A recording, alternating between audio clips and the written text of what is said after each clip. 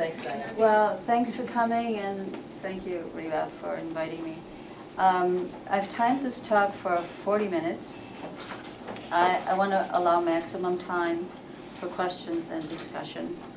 And to start with, I'll outline my adventure with the Presbyterians, and then I'll fill in some details. You probably have read that it ended up with the police. You didn't know about that.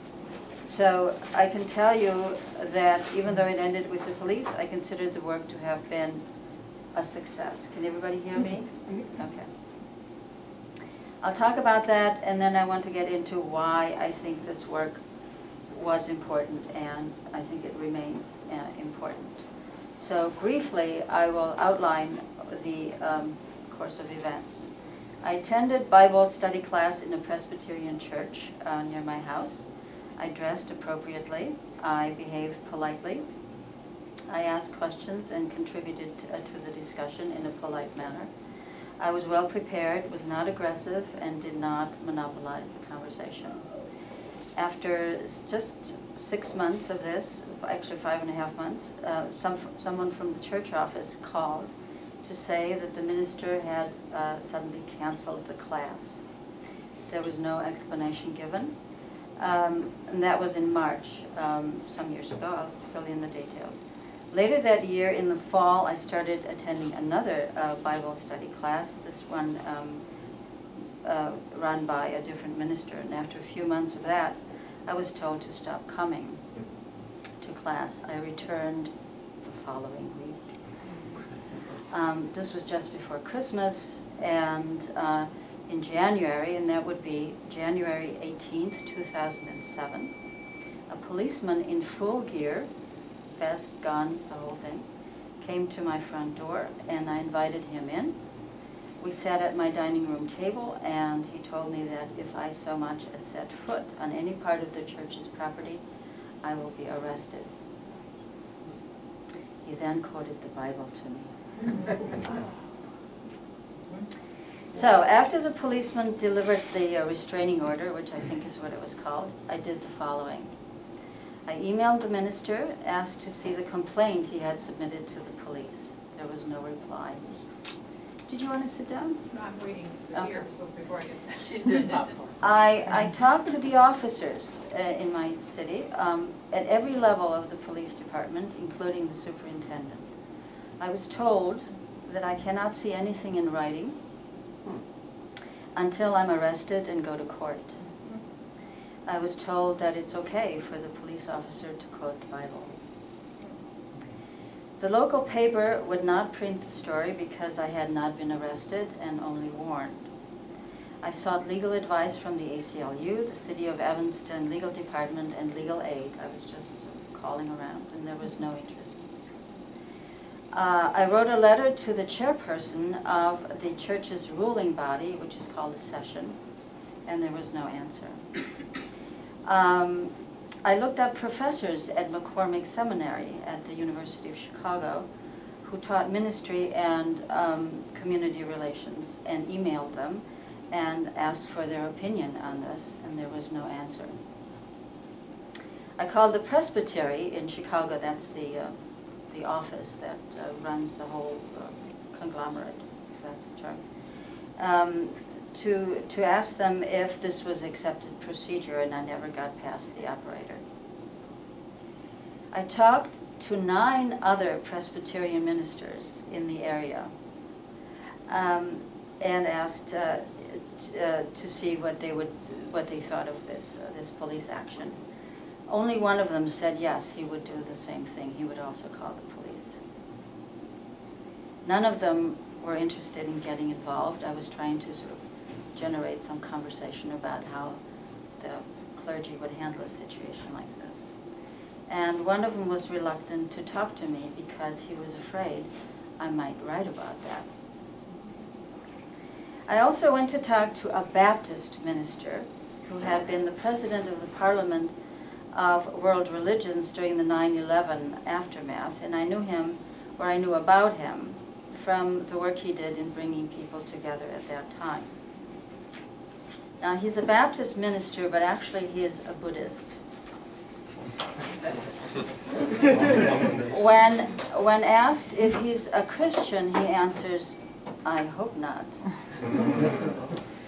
We had a long conversation in his church office about my situation with the policeman and the minister. And at one point we started talking about Dietrich Bonhoeffer and how Bob, this minister, had admired his work.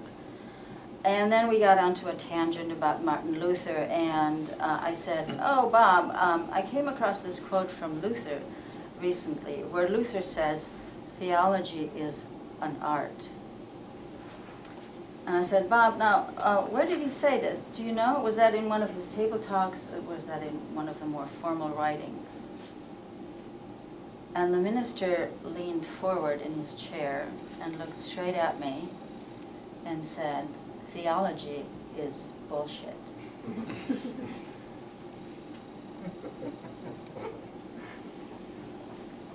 So that's what happened. Let me expand a little bit on this. It all started in August 1998. Bill Clinton was behaving recklessly and playing word games, and Kenneth Starr prosecuted him. I found out that Starr was a member of the Church of Christ, and that means he tried to imitate Jesus Christ literally in his daily behavior. Very bizarre, I thought. How can you be articulate, educated, holding high office, and ask yourself all day long, what would Jesus do? I got interested in religion as a social and political phenomenon and started reading biblical criticism, history of religions, all that.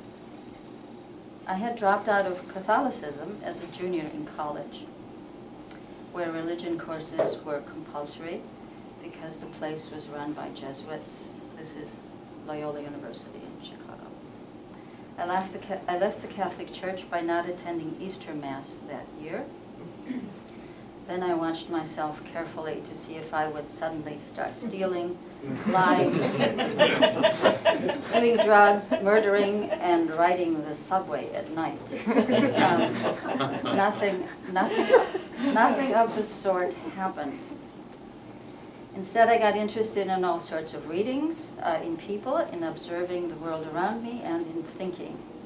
Religion cropped up as part of history, but in itself was of no interest until Kenneth Starr and his righteousness came on the scene.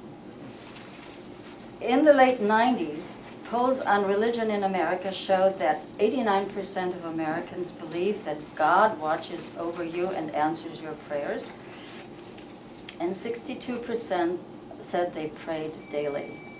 Getting such data was part of my research. But when you're doing research on a subject, it's not enough to hit the books. You also need to do field work. And so I decided to venture forth and visit churches and see for myself what they actually do, these rituals and incantations.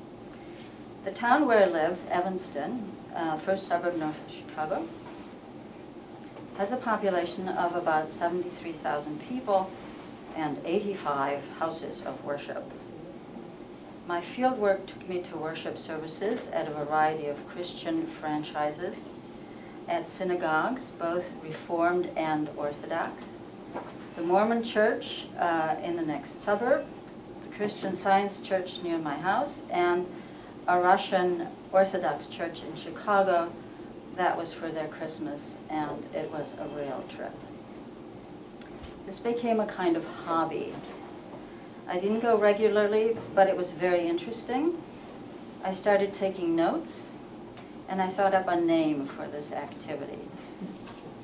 I called it groving. A grove is a cluster of trees where a cult might meet to perform rituals and incantations. The Christian Science Church is a block from my house. I only went once. It was too spooky and sickly and just plain alien. But the Presbyterian Church, 3 blocks from my house, was full of people who looked like me when I get out of my studio rags. I'm an artist. And I go downtown. They were articulate, educated, drove good cars, had good jobs, and were sociable. The minister's sermons were full of literary allusions, jokes from the Reader's Digest, references to sitcoms, quotes from St. Paul, and deceptions. He had a doctorate in divinity. He knew better. He knew he was lying. He knew the Gospels were recycled mythologies and fabricated inconsistencies. He knew that Jesus' teachings were not original. He knew that the Gospels were written 40 to 70 years after the supposed life of Jesus, that they were copied over and over with innumerable errors, addenda, and interpolations. That Albert Schweitzer, in his book, The Quest for the Historical Jesus, found no historical evidence for this character. He knew that the reason we have 4 Gospels rather than 36 or 57 is that in the year 180, a bishop named Irenaeus picked 4 of all these stories floating around because he thought 4 was a good number since, as he said, there are 4 directions of the wind. How do I know Mike, the minister, knew this? Because that's what's taught in reputable seminaries like the University of Chicago's McCormick Seminary, where Mike got his Doctor of Divinity. He was not running a little storefront church in an impoverished town in Alabama, whose main function was a soup kitchen and where folks were proud that they had a minister who had finished high school. He was running a posh Presbyterian church with Gothic affectations set on an expanse of thick, velvety lawn. I decided to have a closer look, to crank up my groving by another notch.